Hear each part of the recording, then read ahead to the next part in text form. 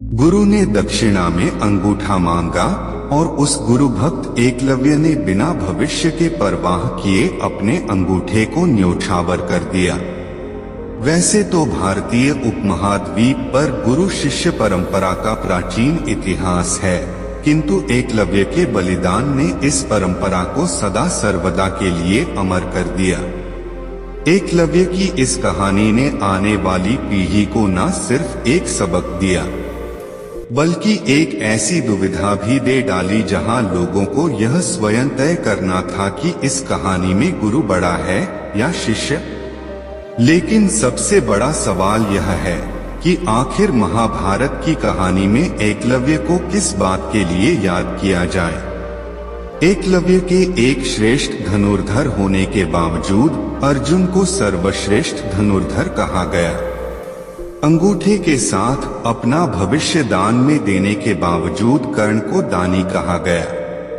और तो और गुरु द्रोण ने एकलव्य को अपना शिष्य तक नहीं माना, तो फिर वे उसे अपना प्रिय शिष्य कैसे मान लेते। किंतु एकलव्य की कहानी सिर्फ इतनी ही नहीं है। जैसे नदी के बहाव को कोई कितना भी रोक ले, वो अपना मार्ग बना ही लेती है, ठीक उसी प्रकार कटा हुआ अंगूठा एकलव्य के जीवन का कभी रुकावट नहीं बना और उसने ऐसे ऐसे कारनामे किए जिसे करने में स्वयं अर्जुन तक सक्षम नहीं थे। तो अंगूठा कटने के बाद कैसे लिया एकलव्य ने अपना बदला। दोस्तों, तीरंदाजी भले ही आज के समय में भी उतनी मशहूर ना हो जितनी महाभारत के काल में हुआ करती थी, किंतु रामायण और महाभारत के युद्ध में तीरंदाजी की बड़ी महत्वपूर्ण और निर्णायक भूमिका थी। आज के समय में तीरंदाजी एक खेल का रूप ले चुका है और आज हम इसके नए मॉडर्न रूप आर्चरी को जानते हैं। आर्चरी ओलंपिक्स जैसे बड़े बड़े गेमिंग प्लेटफॉर्म्स में खेला जाता है। अगर आपने कभी आर्चरी का गेम देखा है तो क्या आपने कभी इस बात को नोटिस किया है कि उसमें एरो को चलाने के लिए उंगलियों का प्रयोग किया जाता है, ना कि अंगूठे का। भारत में प्राचीन काल में धनुष से बाण चलाने के लिए अंगूठे का प्रयोग किया जाता था। राम, लक्ष्मण, भीष्म, द्रोण, अर्जुन और कर्ण जैसे पौराणिक धनुर्धर भी बाण चलाने के लिए अंगूठे का ही प्रयोग किया करते थे। तो फिर आर्चरी में ये नई तकनीक कहां से आ गई, जहां बाण बिना अंगूठे के उंगलियों के प्रयोग से चलाए जाते हैं। आखिर किसने किया इस नई तकनीक का आविष्कार? आइए जानते हैं।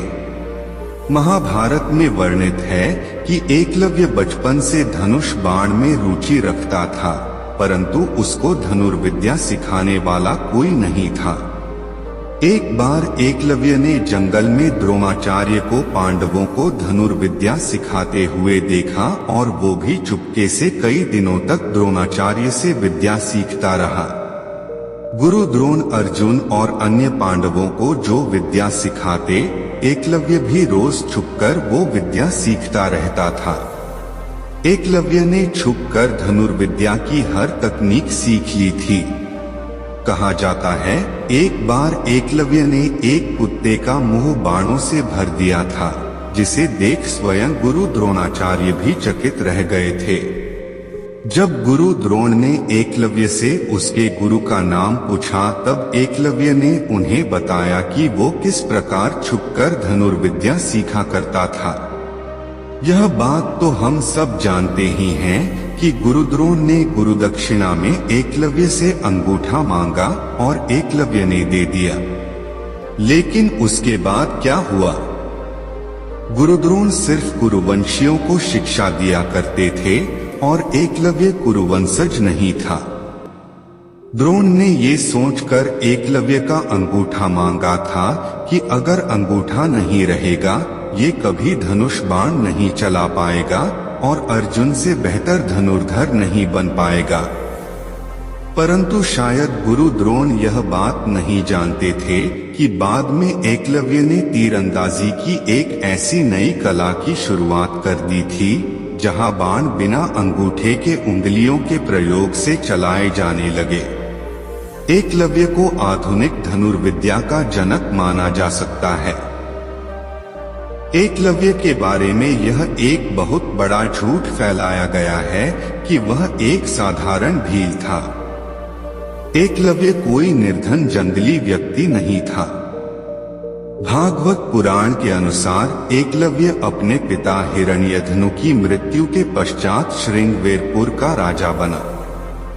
उसने निषादों को संगठित किया और एक अति शक्तिशाली सेना बनाई।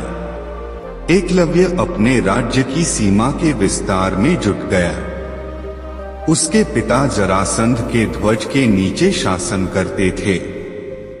एकलव्य भी अपने पिता का अनुसरण करते हुए, ये जानते हुए भी कि जरासंध पापी है, एकलव्य जरासंध का सहयोगी बन गया। जरासंध ने श्री कृष्ण की अनुपस्थिति में जो मथुरा पर 17 बार आक्रमण किया, एकलव्य उन सब में उसके साथ था। अपनी अद्भुत धनुर्विद्या से उसने मथुरा की सेना का बहुत अहित किया। जब जरासंध ने मथुरा पर 18वीं और अंतिम बार आक्रमण किया, उस समय भी एकलव्य उसके ही साथ था। उस युद्ध में जब श्री कृष्ण ने जब एकलव्य को केवल 2 अंगुलियों से अद्भुत निपुणता से बाण चलाते देखा तो वे हैरान रह गए।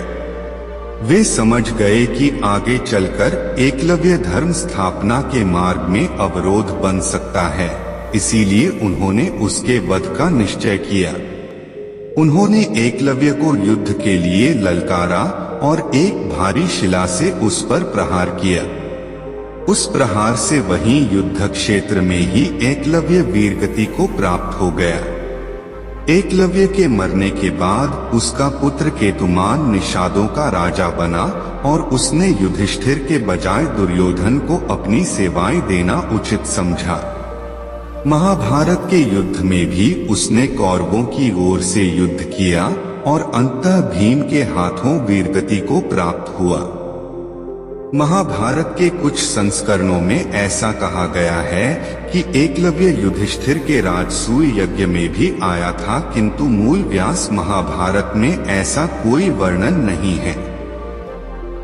महाभारत के युद्ध के बाद जब सभी पांडव अपनी वीरता का बखान कर रहे थे, तब श्री कृष्ण ने अपने अर्जुन प्रेम की बात स्वीकारी थी। एक जगह श्री कृष्ण अर्जुन से कहते हैं कि तुम्हारे प्राणों की रक्षा के लिए मैंने क्या क्या नहीं किया। घटोत्कच के हाथों कर्ण की शक्ति व्यर्थ की, कर्ण का निःशस्त्र वध करवाया और स्वयं एकलव्य का वध भी कर दिया। तो आपके एकलव्य के विषय में क्या विचार हैं? कमेंट करके जरूर बताएं।